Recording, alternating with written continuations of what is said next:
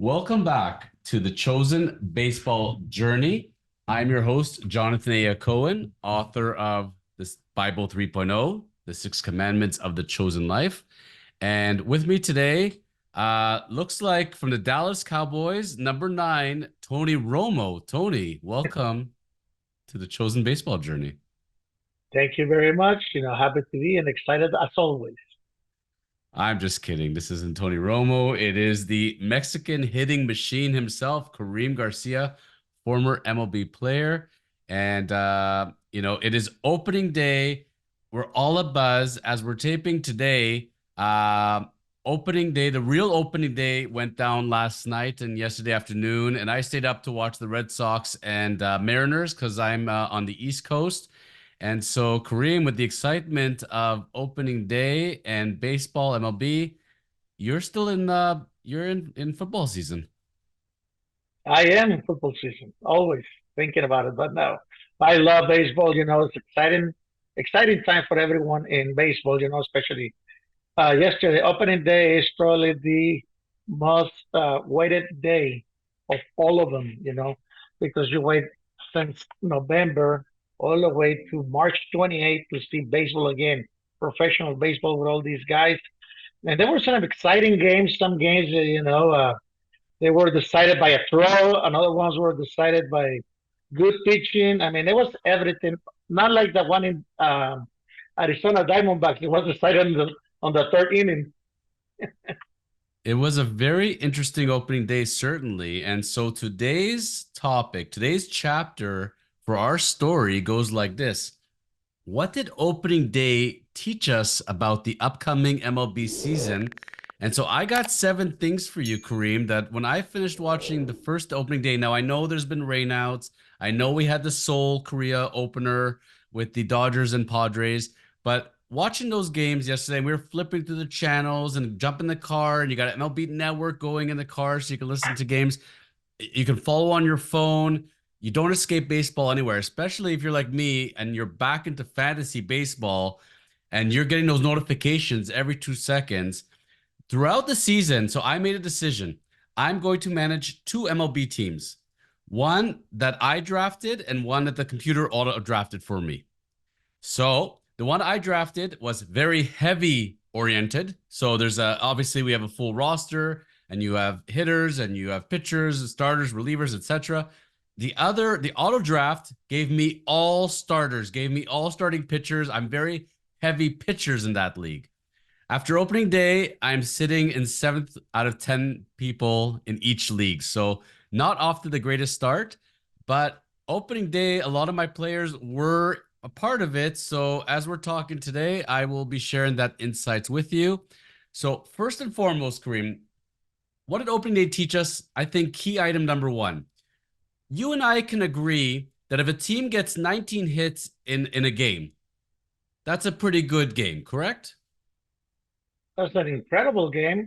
Only says that the other guy it wasn't ready for opening day. What if I told you that 19 hits was spread among 5 teams on opening day? So where I'm going with this, we have the Nationals, the Cardinals, the Angels. I'm sorry, Steve.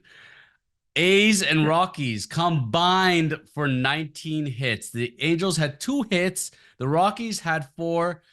Kareem, if this was soccer, these teams next year be relegated to another league. It's going to be a long year in those cities. Yeah, well, watching through, like you mentioned, flipping through the channel, I was watching more of the Dodgers Angels game at the beginning. I mean, Angels St. Louis, sorry. And Goldsmith got all 3 hits for St. Louis, including the home run. They lost 7-1. Other than that, I mean, their hitters didn't look, ready for opening day. And like you mentioned, if you got 19 hits over 5 teams, I mean, it's going to be a long season, or maybe the pitchers are a little more ready than the hitters. Usually, they come early to spring training. They do a little more workout. They try to work on their pinpointing the pitchers, inside, outside, up and in, and they're breaking balls. Hitters are more concentrating and trying to drive the ball or hit the ball. But it's gonna be a long, long season for a lot of guys if this continues to happen like this. When you look at the A's, for example, and you look throughout the roster, especially the hitters, it's really a glorified AAA team at best. And then you look at the Rockies and their pitching staff. We talked about Colorado before, and they've done so many things with the humidor, etc. When Kyle Freeland is your ace, and I use that term very loosely, on many teams, Kyle Freeland would be in the bullpen. He wouldn't even be in the rotation, in my opinion. 10 runs in 2 1/3 innings. I remember my nephew had Kyle Freeland on his fantasy team last year. And I said to him, we need to get him off of here immediately. A Colorado pitcher is not where you want to be in life. What do we say today to fans of these cities? If you're in Colorado, if you're in Oakland, and you've watched these opening day games and you know there's 161 games to go, how do we inspire these fans to come out and cheer for their teams? It's going to be very difficult unless they turn around right away, especially like you mentioned, Colorado. They're always going to need pitching no matter what. They probably need 25 pitchers and the rest of them hitters. So they have to make a 40-man roster just for them. And it's difficult. Oakland, on the other side, we understand that they're going to move away. The fans are very upset. And the ownership right now is not going to spend money on the team until they get to Vegas, if they move to Vegas. So, I mean, the disgruntled fans, they're not going to show up to the games. It's going to be difficult for Rays to do something. Colorado, on the other hand, they always try to improve themselves. But unfortunately, uh, the stadium is not helping the pitchers. Mike Trout is on one of my fantasy teams. I did get him in the ninth round, believe it or not. So I'm going to take Mike Trout. I was planning to sit him on opening day, but with the rainouts for a couple of cities, I didn't have enough players. So I ended up playing him. He got a home run, which is pretty incredible. And he now has the record for most opening day home runs by an Angels player for that particular team, which is amazing. Congratulations, Mike Trout. You know, that team after Shohei Ohtani left, it's Mike Trout and it's time to rebuild. But they got one of the best baseball minds going in Ron Washington as their manager. So when you have a very good manager and great coaching staff, including our own Steve Carsey, it's time to build around the kids and get going. Same thing with Washington, Josiah Gray, not a bad start as their ace. And they do have some prospects. So some of these teams, like for example, the Angels and Nationals, I will say it's going to be a long season, but at least there will be hope. They will show glimpses because there is talent in there. It is talent, especially. I mean, they're going to give the opportunity to some of these guys. They're going to flourish through the season. It's like I say, it's game one, opening day. Everybody's excited. We can say and talk about different stuff that happens, but as the season progresses, so it's going to be the hitters and the pitch. I mean, everybody's going to get ready. The first week is always a fantasy week for everyone. Why? Because it's guys that show sparks of what they can do during the season, and all of a sudden they don't do it anymore. You can hit 5, 6 home runs in the first week and hit three the rest of the year. It happens. Or some guys that hit 8 home runs the first month, and the next month you're in AAA because you're not hitting anymore, or because you're not doing the adjustments. So the first week is like a fantasy week for everyone. This is going to be a great year for my team. This is going to be a great year for my pitcher, and all of a sudden the league start getting back to normal, to whatever it's supposed to be, and all of a sudden you see, oh, here we go again. Gotta ask you, Kareem, because I've been around the game most of my life and I fall for it every single year. What do I fall for? I watch spring training games, I see the stats, and I say to myself, okay, this is the year. This person came in the best shape of their life. They had an amazing spring. This is the year. This is the year. And then the opening game comes, and every spring training game they were crushing home runs. Opening day comes, they go 0 for 5. Now, in some cases, and I'll talk about a couple of these players in this episode, but in most cases, those pitchers that really stunk it up in spring training end up doing really well, and those hitters that were monsters in spring training end up falling flat. Why does spring training stats mean so little once opening day comes? Because the aces for each team, they're working on certain things. They're working on their control. They're working on a different pitch. They're developing through spring training, and they don't care if they give up 17 home runs in spring training because it doesn't mean anything. They're working on that. They're working on different things. And those guys that hit 440, 500 in spring training is because the aces are working on pointing their fastball in the inside or the outside, trying to get their control, and they don't care. So a lot of those guys get great hitters, in the spring training, and you cannot hit during the season. And veteran guys, like you mentioned, hitters, they don't care if they go 0 for 20 because they have a spot on the team already. They have a big contract, and all they're doing is working on their timing, on their hands, and where you want to drive the ball. That's what a spring training is for the veteran guys. But if you're looking to get a spot on the roster, on the 25-man roster, then all of a sudden you have to prove yourself or have to prove to the team that you belong there. So it's only a few spots that are really open every year that really means something to those guys. The rest of the guys that they already have a guaranteed deals, they're just working on things. It's like I remember when I was in law school, and it's a 3-year term in law school. But what happens is after second year, you go for your interviews for your what you call articling job, like your apprenticeship, and you get hired right as third year starts. So imagine you start off your third year of school, but you know you already have your job locked in, and no one's ever going to look at your marks anymore.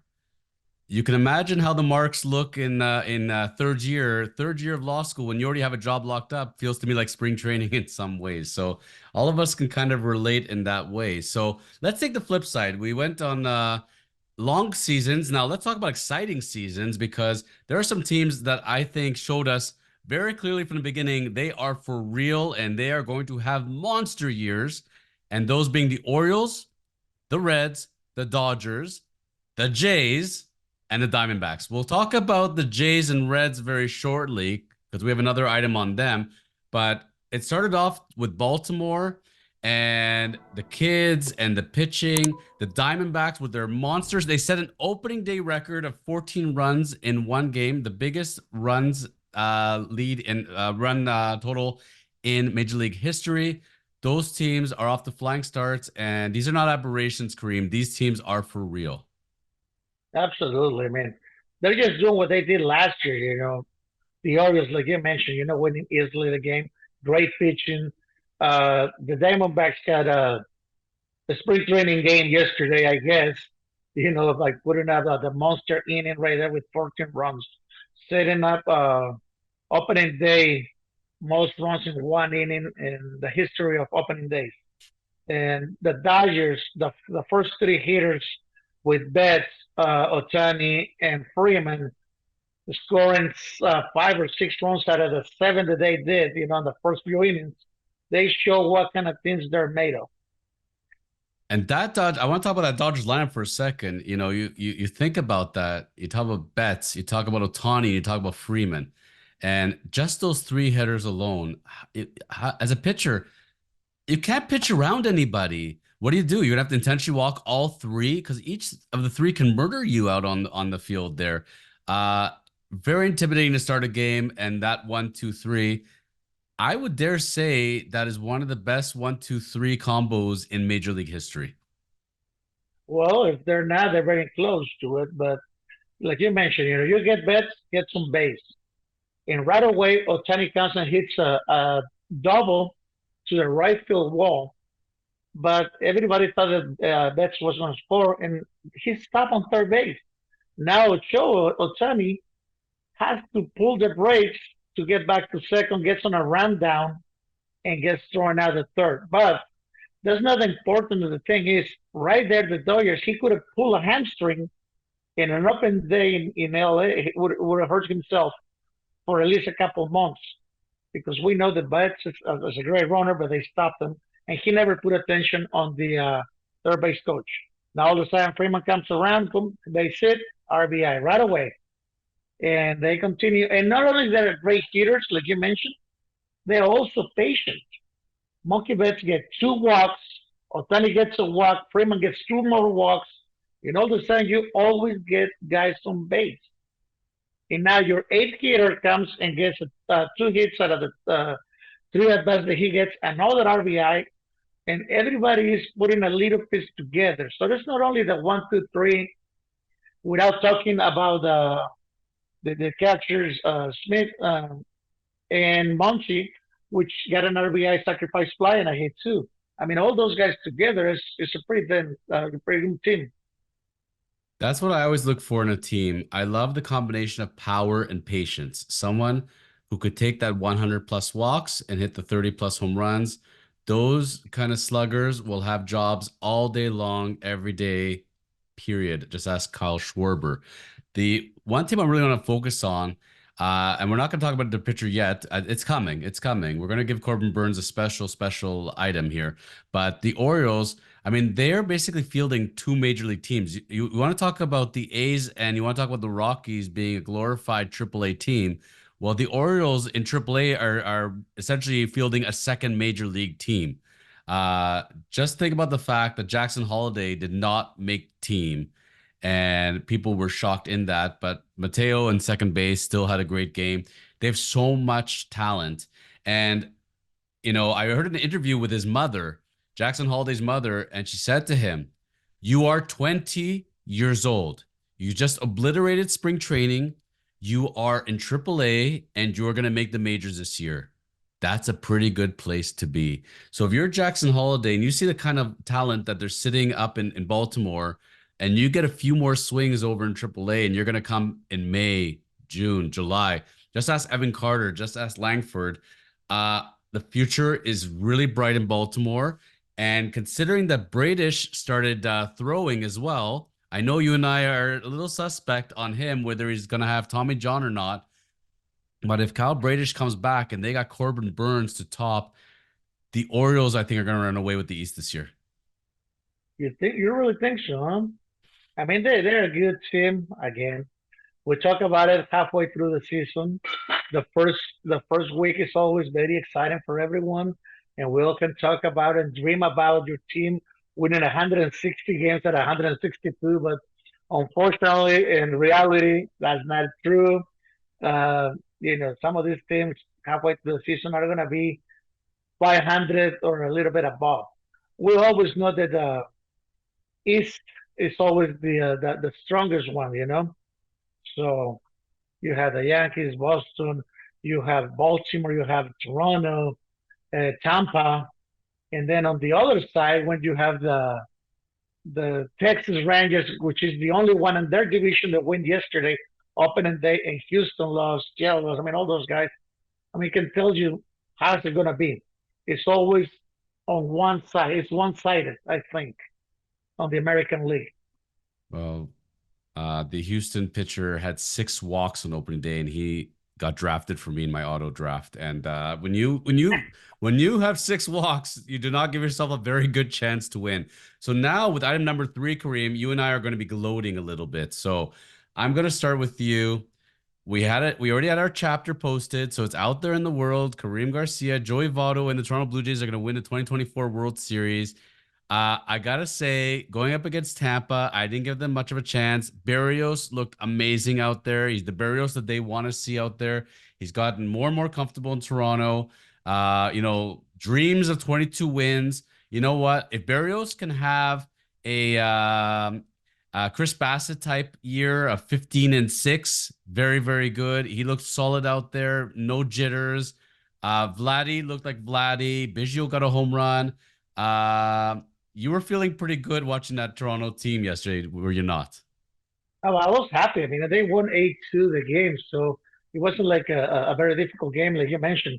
And Vladdy, as long as he stays at the middle, hitting the ball, like he hit the bomb right up the middle. Straight center, And, dead center. Oh, on the second deck, not yeah. only that, on the Hmm. second deck in Toronto, which is difficult to do. Tampa, Tampa, What? Tampa. But on Tampa, Yeah, Tampa. I'm yeah. sorry. I mean, it's a bomb over there. Long as he stays the middle the other way, he's gonna hit 300. He's gonna drive balls. He's gonna be one of the guys that they were expecting to be a couple of years ago. And with the experienced Bodo and Kevin Biggio, which really is not a power hitter. I mean, he swings a lot. His average is not that good, but I mean, he's a good major league player. There's a lot of opportunity this year in Toronto when they didn't take back Chapman and you're a Biggio and you're looking at second base and third base. You're telling yourself, I just got to play my game. I got to be solid in the field, got to get enough hits, and there's gonna be opportunities for me, and it's his time. So I hope so for him. Now, my team, not the team that I'm saying is going to win the World Series, not the team that's even going to make the World Series, but I will tell you they're going to win their division, is the Cincinnati Reds. And when Spencer Steer is batting in the bottom third of the order and he has the game that he has, and look at that lineup and Carnacion Strand, the guy who played in AAA most of the year, he batted third opening day. Um, Matt McLean ends up now on the shelf. He had shoulder surgery. So what do? Let's plug in former Rookie of the Year Jonathan India back to second base. They are so deep in hitting prospects, and Frankie Montez, little suspect, obviously checkered career, but he did what they asked him to do and more. Cincinnati looked great out there, great young team, all came up through the minors together. If I'm a Reds fan, I'm very excited for what I'm seeing. This team is heading to the playoffs. No, they should be very excited. I mean, they got all kinds of hitters, but they have too many infielders. You know what I'm saying? They got 8 infielders that they can actually play in the position right now in the major leagues. And those guys, they all can move well. They can do a lot of things. So the difficult part is for the manager. Where are you going to find playing time for all of them? Because all of a sudden, some of these guys get really hot, and you bench the other guys, and all of a sudden the other guys, when you're trying to bring them to the game, it's not the same watching the game for 7, 8 innings, especially a young guy compared to a guy who's playing every day. If it's a veteran guy, they know what to do. With a young guy, you have to give him uh, playing time. Unfortunately, it's going to be something to watch, but I mean, they look great. They run the bases the way they used supposed to.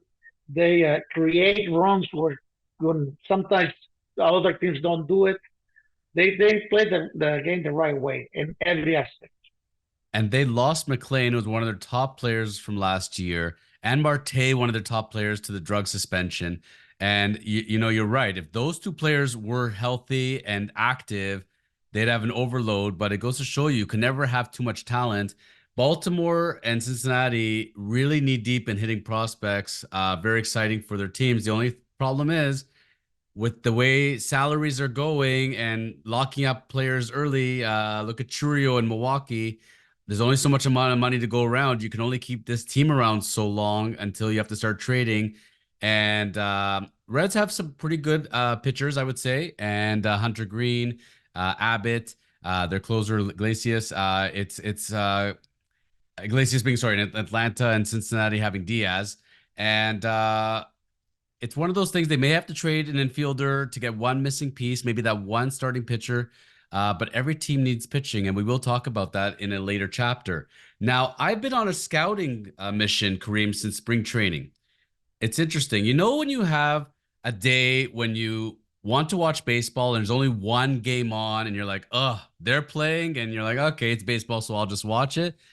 I'm sorry to tell you, Boston fans, that's how I feel about the Red Sox. It's just not very excited about this team, and it's gonna be a long season. I think they'll be competitive as long as some of the pitching comes through. They got Kenley as the closer, but I started to find some interesting things when I watched the spring training game recently, and they converted me. Why? Tyler O'Neill, the second coming of Gabe Kapler. So father was a bodybuilder. He loves bodybuilding. You can see he's very, very jacked. He came to Yeah, Boston saying, I made a mistake all these years. I lifted too heavy. I had a lot of injuries because I came like this. Now I changed yeah, my routine. I went for more flexibility. I'm still going strong and I am ready to go. You watch Tyler O'Neill in spring training, then watch opening day Tyler O'Neill. He has a home run. He takes the walk. I think he took 2 walks. He had a stolen base, strong in the outfield. And I'm like, you know what? I'm feeling Tyler O'Neill here. I am seeing though, and where he's batting in a lineup. Now, a lineup of Duran, Devers, Story, Casas, O'Neill, Yoshida. Pretty freaking good, actually. And Story, we all forgot about Trevor Story with all these last 3 years. Karim, believe it or not, in the last 3 years, this is his first real spring training. He signed very late with Boston one year, screwed up his whole year, Scott Boras, and from there had all sorts of injury issues. This is the first time in spring training in 3 years. He came healthy to spring training, had a full spring training. He's still very, very young.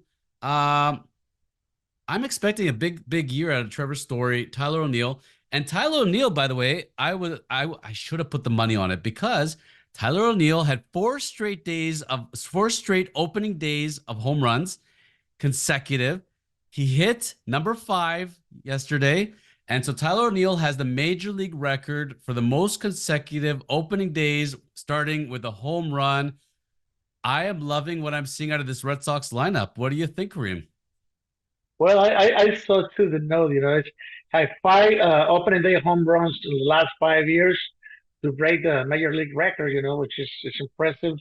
They win. I mean, 6-4 against the Mariners, which they're the Mariners. They're a decent team, but to make the playoff is gonna be interesting. The year they got I good players. Yeah, I don't see in that East, I can't see how it's possible. I think 500 would be at best for them, but they have Kenley Jansen in the back, and he looked great out there, by the way, at his age, and he's throwing gas. He looked great, great. Brian Bello just signed an extension, and he came on and he was their ace. He had a great, great opening day as well. Uh, Correct me if I'm wrong, Kareem, but looking at that Boston Red Sox lineup in your prime, you would have fit perfectly in that lineup, wouldn't you say? Yeah, actually, I would have felt good, especially with those guys, but maybe not with Boston. I don't know why.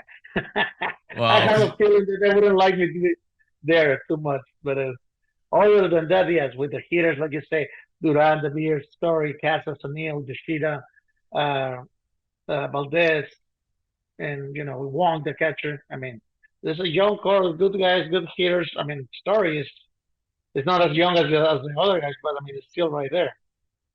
Trevor Story, it feels like he's been around for 20 years and he must be 38. He's still relatively not like I believe he's 32 if I'm not mistaken.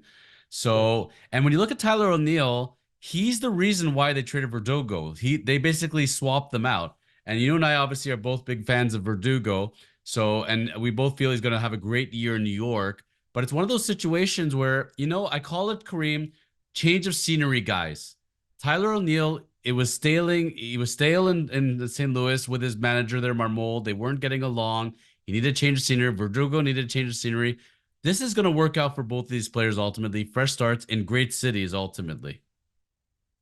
I think so. And like I say, both of them they got to a good start. Both teams win their opening day. Yankees won. Boston won. So just let it play. The season is, like I say, long enough. We hope the best or wish the best for both guys, Taylor Neal and Verdugo and the rest of the guys.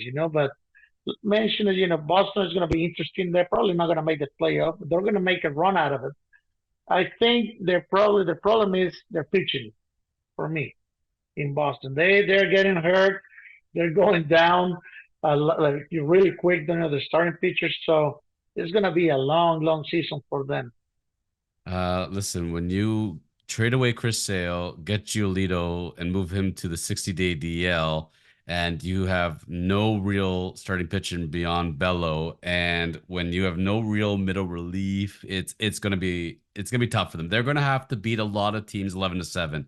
If you're a betting man, if you were gonna say, okay, Trevor Story, and you're gonna say Tyler O'Neill playing over under 120 games this season, what would you say? I say Taylor Neal is going to play over 120 games. And Trevor Story, because of the history of injuries and stuff like that, I gotta go below. I will disclaim that after watching that spring training game, both got signed to my fantasy team immediately. Both will be playing over 120, and if they're not, they're going to be off that team before they know it. Uh, Now, item number 5, as I promised, we need to please salute the two greatest pitching performances from opening day. Number one, we were watching Corbin Burns out there. Now, you're Steve Carsey, and you are the bullpen coach for the Angels. Before he was the bullpen coach for the Angels, he was in Milwaukee and he was the bullpen coach for Milwaukee. And he had a lot. Imagine he had Devin Williams. Imagine he had Josh Hader. Who else did he have? Corbin Burns over there as a starter. And he got to watch his boy Corbin Burns put on a show. 6 innings, 1 hit, 1 run, no walks, 11 strikeouts at home, opening day. If you're a Baltimore fan right now, you are losing your mind. And Corbin Burns is the real deal, and he is going to be a Cy Young contender. There's no doubt about that. If he's healthy. Like you mentioned, if he's healthy, he's showing right now what Baltimore have him over there as a or give that as a opening day starter because it's an honor for the pitchers to get the opening day shot and doing that performance that he did over 6 innings as a quality start already. The first one get the first one out of the way, to continue. And a guy who also had trade rumors around him and did not get traded was Shane Bieber. Don't call me Justin Bieber. And what did he do? Mirrored line. 6 innings, 4 hits, no runs, 1 walk, 11 strikeouts. Shane Bieber showing he is healthy, he is dominant. Cleveland is going to have to run these young pitchers all day long, including McKenzie. They got Class A as their closer. If they can win a lot of games 2-0, 3-0, they have a shot at doing something. But Bieber looked like a star out there, and Cleveland's gonna be happy because if they're not keeping him, they're gonna get a big haul for him at the trade deadline. It's like I said, it all depends right now on exactly how they're going to perform their teams during the halfway through the season. By the All-Star game, if these guys are not a contenders, they're going to start loading up on prospects for the next year and trying to do something different for the year after. But right now, I mean, there's always hope, and they're always thinking. All 30 teams on day one and thinking about making the playoff. No one is thinking, all right, you know what, we're going to shut it down unless you're the Oakland A's. But other than that, the other 29 teams, they're thinking about, we have a chance. We got a great team. We put a good team to make it to the playoff. Once the All-Star comes around, 81 games afterwards, then you figure it out exactly where you can be. If you're a contender, are you going to spend a little bit of money to be there, or all of a sudden you're just going to trade these guys and try to get some prospects for the years to come? Even I'll give a shout out to again the Nationals, the Cardinals, even the Angels. They're gonna do some things this year. The two teams for me, it's the A's and the Rockies. I feel like the Rockies are almost Oakland number two. So I'm gonna tell you, 28 teams are good, two are scaring me. Special shout outs as well in item number 5 to the Aces. So we learned that there's gonna be some clear aces out there. Frankie Montaz, Tyler Glasnow, Pablo Lopez. Aces being aces, as I called them. The major question, but it's always going to come down to health, right, Kareem? It's going to come down. Are these guys going to take their turns in the rotation? Are they going to get their 200 innings in, their 30 starts? If. A lot of ifs. Glasnow with the Dodgers yesterday showed 6 innings, 1 run, 1 run, 5 strikeouts, 1 walk. That makes a lot of difference for these guys. Not throwing a lot of pitches, but being consistent. He didn't strike out a lot of people. He's throwing hard, but it's letting the guys put the ball in place so their team can actually do or help them, through the first 6 innings. The only run that he gave up was a home run. That was it. He gave up three hits. So other than that, I mean, he pitched a great game, and like I say, quality starts for a few of these guys that we mentioned already on the first opening day, and how the numbers run, for the next contract for some of the guys, it's all about quality starts, wins and loses. But the teams always go for quality starts. And for them, 6 innings, less than 3 runs, it's all they look for. Karim Garcia, are we going to see any pitcher in Major League Baseball in 2024 have a complete game before the All-Star game? No, I doubt it. Especially the way the baseball is going on right now. I don't think if you see 2 during the year, that might be amazing. Well, let me rephrase that. We might see 2 or 3 because maybe 1 or 2 of those are no hitters. You know, that's about the only chance that you can see a pitcher throw 9 innings because he's throwing a no-no or a perfect.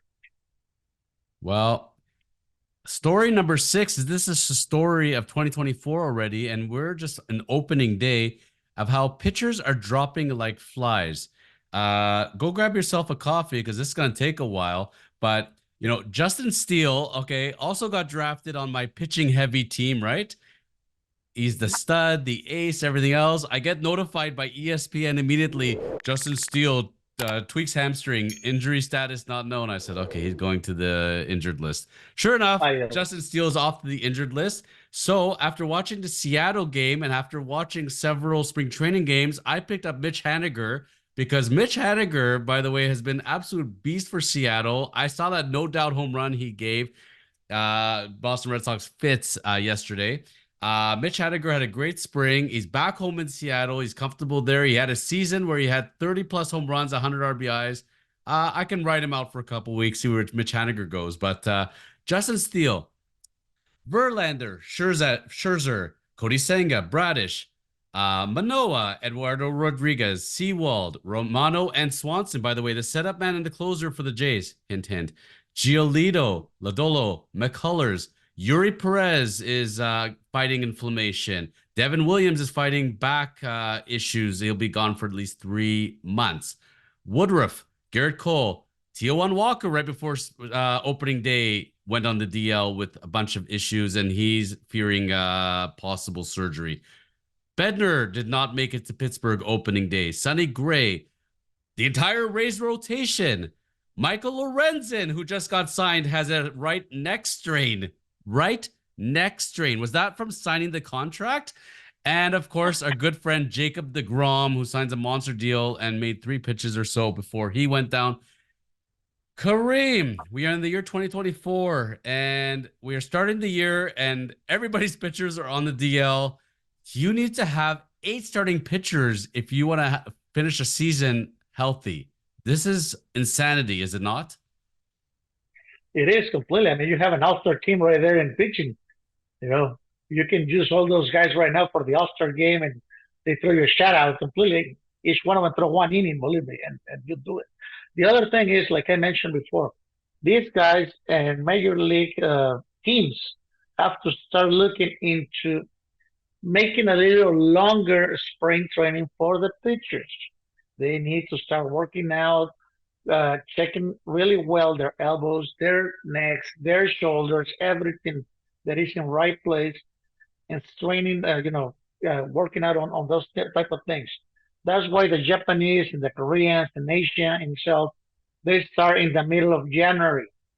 Usually you don't get many injuries through the season in Asia on those teams in Japan or Korea. So that tells you something that you have to continue to work. All right. If I finish, my team didn't make it on October. All right. I get November, December to enjoy my family.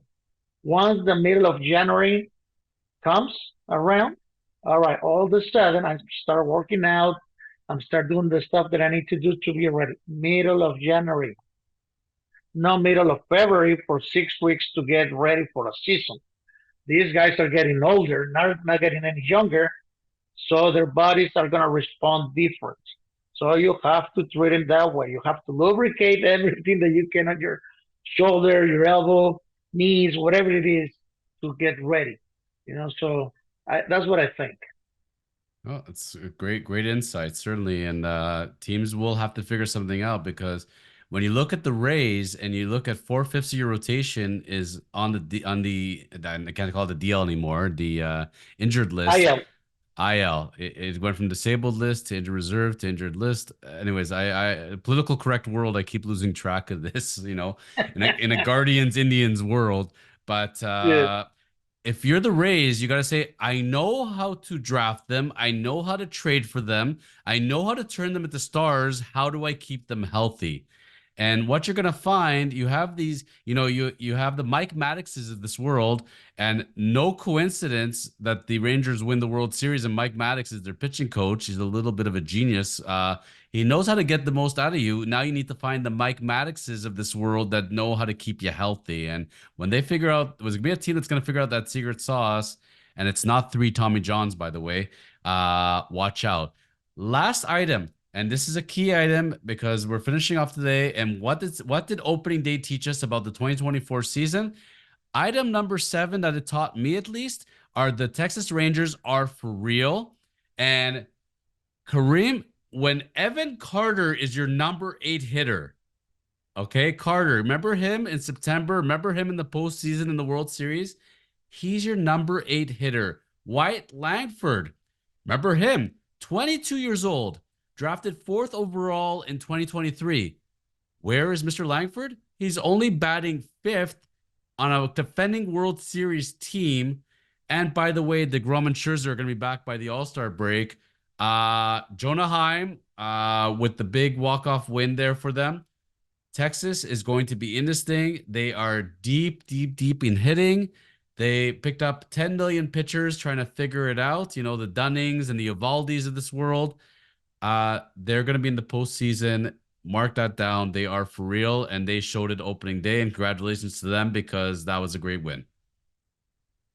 Absolutely, man. That, like you mentioned, that's a great hitters team. Plus, they got a great hitter ballpark to me. The ball carries very well to right field, right center field over there. Plus, these guys, they're not small guys. I mean, Cody Seager is a monster. He plays shortstop, but he hits the ball all over the place with power. And then you have a Garcia. And so, those two guys, Langford hit him fifth yesterday. And then you got Tavares, Walsh, Charter. I mean, all these teams, all these guys, if they all put it together, I mean, that's going to be fun to watch the Rangers. Plus, if Baldy, if he has the same year as last year, these guys are going to be steering pretty good. It's gonna be a great year. And you know what? If you're living in the state of Texas, as Kareem Garcia does, and you have the Texas Rangers, you got the Houston Astros, maybe an expansion third Texas team. You never ever know.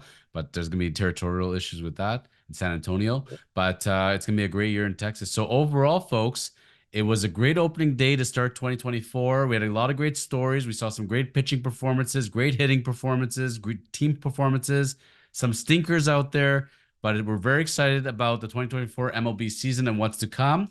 He's Karim Garcia. I'm Jonathan A. Hacohen. We'll be back next week on the Chosen Baseball Journey, where we're going to be talking about a scandal that has rocked the world of baseball and sports in general. Stay tuned.